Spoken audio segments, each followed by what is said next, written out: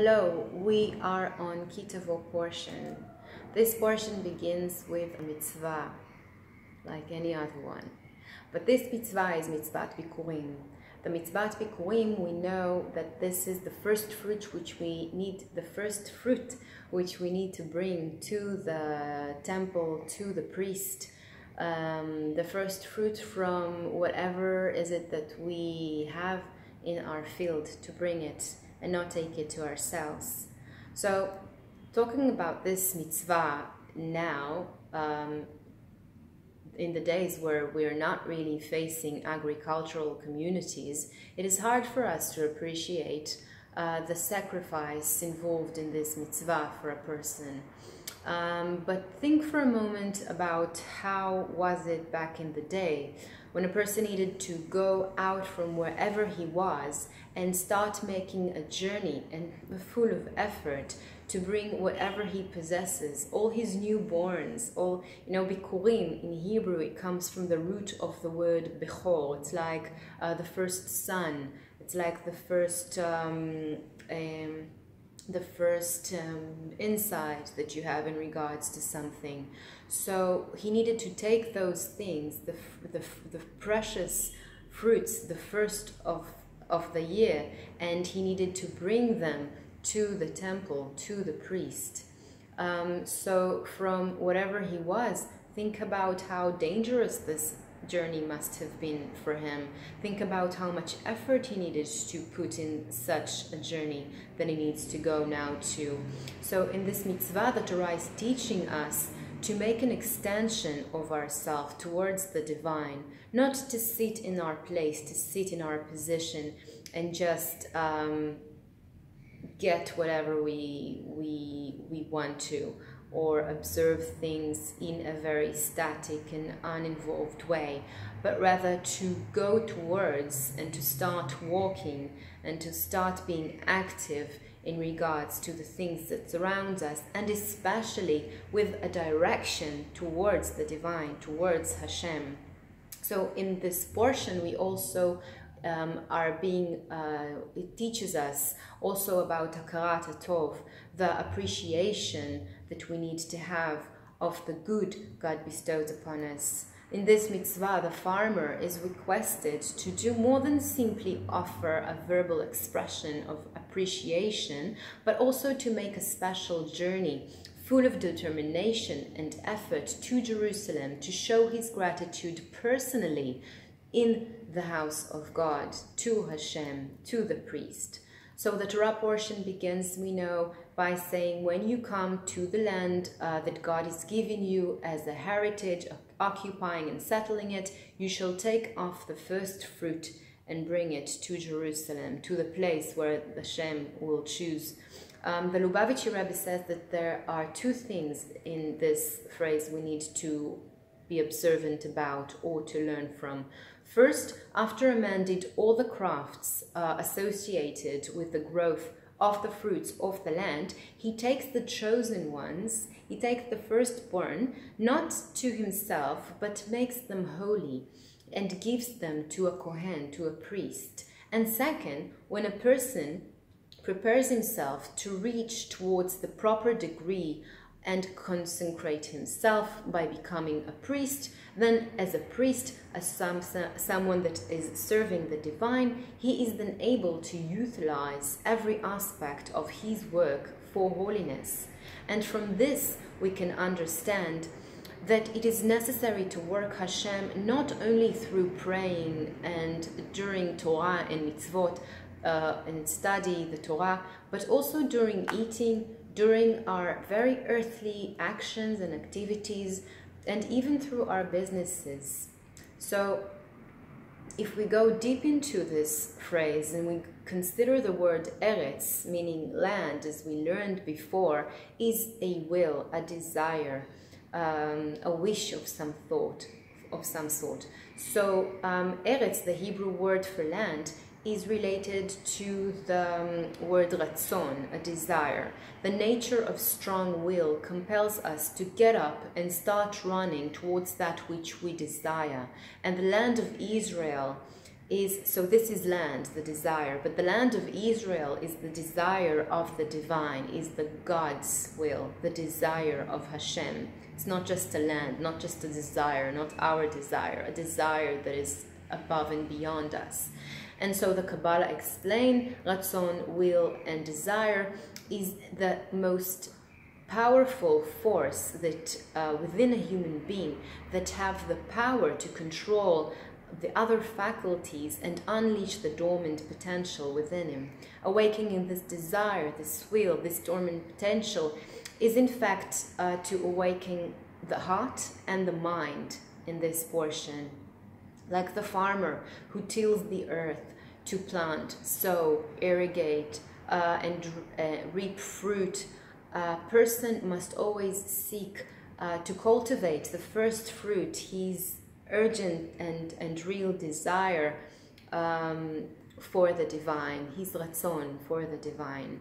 And even in a more profound way, a Jewish person in this mitzvah, in this parasha of the Bikurim, of the Ki Tavo, of the mitzvah of Bikurim, is actually taking the longing that he feels towards Hashem, and then in accordance make an effort to personally do above and beyond himself, to come to Hashem and to deliver him personally whatever is it that he acquired, which we know is not our own. So Judaism demands and teaches us that we need to capture the desire, the urge to run, our will of some sort, and to direct it to the divine, to Hashem. The fruit is something that extends the life of the tree, as we said before. And what we have made or came to have is not really ours. It's for our survival, supposedly. But here, instead of using this, we are actually giving it back to its source. We do not use it. Take the first fruit from the ground and put it in a basket, it says in the Torah. Well, placing the fruit in the basket means applying the inspiration, the desire, the will that we have of some sort, and investing it into our daily activities, into a vessel that accepts the need to become empty from time to time and be completely dependent on God's grants or gestures to us in return. And as the Torah continues, the purpose of placing the fruit in the basket is to go to the place which Hashem will choose to have his name dwell there. Well, where is this place where Hashem chooses to put his name and dwell there? Well, the answer is different for everyone. For God places each of us in a different and very unique, special place, where it is our mission to have his name dwell there. And the way for us to do this is by our actions and through our being, in regard when we take under consideration and understand the fact that of the supreme force of God on our lives. So God grants us life, health, and well-being, and in return, all that he wants is for us to observe his Torah and walk by his paths. So when saying walk by his path implies that performing this mitzvah or another mitzvot or commandments in general, it transforms the performer into an individual in motion. Rather than being a static, observant person, we're becoming a dynamic and involved. We are need to leave our previous station and march through to a higher spiritual rank, realizing that we are going to or in his path. It's a realization of our desire to emulate God to a degree that extends to the greatest degree that is possible. So Chassidut explained the verse, I shall cause you to be walkers among those who are stationary, as referring to the spiritual state of souls who perform Torah and mitzvot in this world compared to the angels above. Although angels above are constantly rising from level to level, they are considered stationary. for all their degrees or of refinements and elevation are at the same magnitude. An angel, as we know, has a task. Sages say that each and every grass or piece of wheat on the ground below has some angel above that keeps it and beats it and tells it to grow, while the soul within our body is making a spiritual effort by walking but in accordance to commandments of the divine. We become physical objects in motion, and the one that tells us to go is the Torah, is the divine, is the scriptures, and our continuous walking through the portions of the week each week with understanding of what it means externally but also internally. So for performing mitzvah enables us to rise in such a way that each of us can come to a new level of understanding of his environment, or even of an internal understanding things of ourselves. As the Zohar says, everything each of us do, every little thing that we do, depends on a superior power of above. And so you have no grass or wheat without a supreme force in charge of it from above, or the interpretation for it can be that there is no will nor thought or any kind of even emotion or feeling that comes to a man or a woman for that matter, which will not follow the laws of above and that will not be given to us from above. This is what we are going to face in this portion of Ki Tavo, the portion that seeks that we will do an active thing and walk towards Hashem, to give him the first fruits. So the land of the wheel, the land and the wheel is the wheel, as we said, but the land of Israel is the wheels of Hashem. Those wheels of Hashem may be a desire we don't fully understand, or a divine intervention in our being. We suddenly face reality as something that we have never faced it before like this, a gesture in form of a beautiful field, a magnificent orchard, a remarkable tree. But what are those things? What is the field? What is the tree? What is the fruit? We look at all this, we observe it all this, but we suddenly very much aware of the fact that of the great magnitude of appreciation and gratefulness we owe to the divine. So the field is the prism of reality we live in general. The tree is our ability to live by the attributes that directs us and gives us life, our divine source of living. When I talk about a divine source of living, I'm talking about the roots of living. I'm talking about the tree of life, the seven. Human attributes, according to Kabbalah, are divided to seven. The tree of life is the root for the midot, for the attribute, for the actual manners or ways for us to do or to think in regards. So we are rooted and included in those seven attributes of the tree of life. So we are talking about the tree. We have the attribute of chesed, chesed, which is an infinite influence. We have the attribute of gvura, which is to reduce influence or to hold back from it. We have then the attribute of mercy, which is like the one that is between those two, the chesed and the gvura. The attribute of mercy is to pity those who needs our mercy, who needs our pity. This attribute is also referred as tiferet, because of some sort of a great garment painted in lots of shades and colors, that if we will wear it, it's something special to have. It's some sort of a better way of living. Then we have the Netzach and Hod, the kidney consultants, and Malchut, the actual executor of those when it comes to actions and behaviors at large.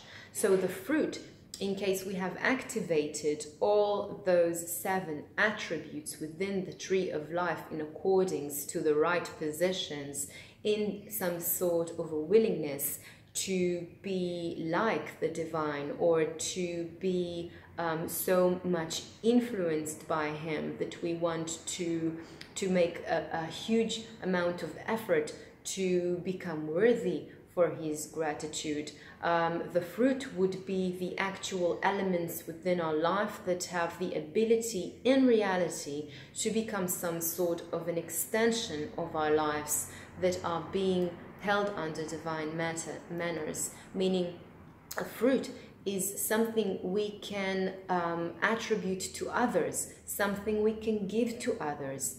A fruit can come in the form of some recognition that will force us to handle situations differently than before. A fruit can be a new insight or fresh and updated observation that we suddenly can see about ourselves, about others, about life. So the fruit are insights, our thoughts, our behaviors, and our desires, but only after they were taken under the account of the seven, being under the understanding of the will of the divine that is higher from our own will, and that we need to adjust ourselves to it. All those things, once we took under according those divine sources they come from, and even everything around us, all comes from our ability to live in accordance with this midot of the tree of life. So again, the fruit would be the first insight of any situation, whether in spirit, soul, or neshama. We know those are layered. We have the nefesh, the soul, the spirit, the ruach, and the neshama, which is like a higher extension of the soul, whether it would be in regards to material things we possess or feelings that we suddenly appreciative of. And we can take it even further. Our observation enlarge. We can look and observe at everything like it is the first fruit, sweet, tasty, nurturing, to have hakarat tov, to have appreciation and gratitude to all the people around us, to the great beauty of nature surrounds us, to its immense power. So everything, the field, the tree, and the fruit, everything belongs to Hashem. Everything is His anyway. So we must open our eyes this week, but most importantly, we must open our hearts to the love of God, to all His gifts bestowed upon us. This week we also come to celebrate the 18th of Elul, Chai Elul, as we say in Israel, in Hebrew. This day marks the birth date of the Baal Shem Tov, the founder of Hasidic movement, and the Alter Rebbe, the founder of Chabad Hasidic movement. This day invariably falls either on or near the Shabbat on which we read the portion of Ki Tavo. Chassidut is unique in its ability to rouse the spirit, the soul, and the mind and the heart in returns to turn to Hashem by a day-to-day effort of being observant of everything around us. Now, this is in the matter of Ki Tavo in specific, because we've been observant all the entire year about our field and of our trees, and we've seen this fruit that was growing and growing and growing and growing, and now for the first time we can actually take this fruit and eat it. But no, we need to take this fruit and raise it to the divine. Understand that it wouldn't be there if it wasn't this big, huge, and very important force we are all needs to serve. So a complete immersion with every fiber of one's being suffused by spiritual service, this is what's going to be for us this week. The importance of this manner of servicing will be understood by explaining maybe the difference between man's internal and external states of being. Internal referring to a man as he exists in relations with his innermost soul or self, and external refers to a man as he exists in relative to others. In terms of spiritual service, those two are very much different. When a person does something in an external manner, meaning when he is doing whatever he's doing because others did it, or because he saw others doing it, or because others told him to do it. So then the thing he's doing and him remain two distinct entities. He didn't put his own inner soul, inner self within it. But when, however, a person does something from his innermost self, then his being is in a better authentic way or of being. And when a person acts in this manner, even a specific seemingly external action that he would do is tied up and united with the innermost self of it. So he and the act are united. Then this is what both the Baal Shem Tov and the Alter Rebbe did. They were able to unite their innermost selves to their external doings, and making hundreds and thousands of people to follow their teachings and be more involved in spiritual divine state of being. So this portion, and Chai Elul, is teaching us to make an extension of ourselves towards the divine. It teaches us Hakarat Tov, the appreciation for the things that we have and the gratitude for all that we have been received. And this week we are requested to do more than simply offer a verbal expression of our appreciation, but also to make a special effort to go above and beyond, a journey, to go for a journey from us to Hashem, from wherever we are to this place within ourselves that is called Jerusalem, the point from which everything else begins, to show our gratitude for Him personally, in His house, in the place that He chose to put His name in, to dwell on this world we're in this reality, but under an understanding that this reality is His and not ours, and everything that we can attribute and contribute to this would be the right way to live in it. So have a Shabbat Shalom, and I hope to see you next week.